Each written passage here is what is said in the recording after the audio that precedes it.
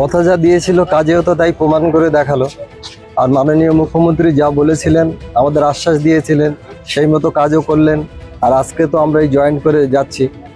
এই গাদ্দার যে মোফাজ্জেল, ও তো টিএমসির কর্মী ছিল, আর বাকি যেগুলো ধরা পড়লো সব আইএসএফের। আমাদের পাশে সমস্ত নেতৃত্ববৃন্দ সবাই আছেন। আমাদের এমএলএ সাহেবও আমার পাশেই ছিলেন, এখনো আছেন, পরেও আশ্বাস দিয়েছেন আমাদের সঙ্গে থাকবেন। এই আহসানদা আছে, বাহারুলদা আছেন। বাহারুলদা তো প্রচুর পরিশ্রম করছেন আমাদের জন্য, দিন রাত্র সবসময় খোঁজ খবর রাখে। তো পাশেও থাকবে আশ্বাস দিচ্ছেন। তো আমরা চাইছি যে সমস্ত আসামি এরকম কাজ করছে রং না দেখে তাদেরকে ধরে দৃষ্টান্তমূলক সাজা হোক, এমন সাজা হোক যেন দুনিয়ার মানুষ দেখে বলে যে এরকম কাজে আর যেন কোনো মানুষ না ঘরে। আর নেতৃত্ব যারা তার খোলা আকাশের নিচে, তারাও কোনো গাইড ছাড়া যেন ঘুরে বেড়াতে পারে, এইটা আমার অনুরোধ।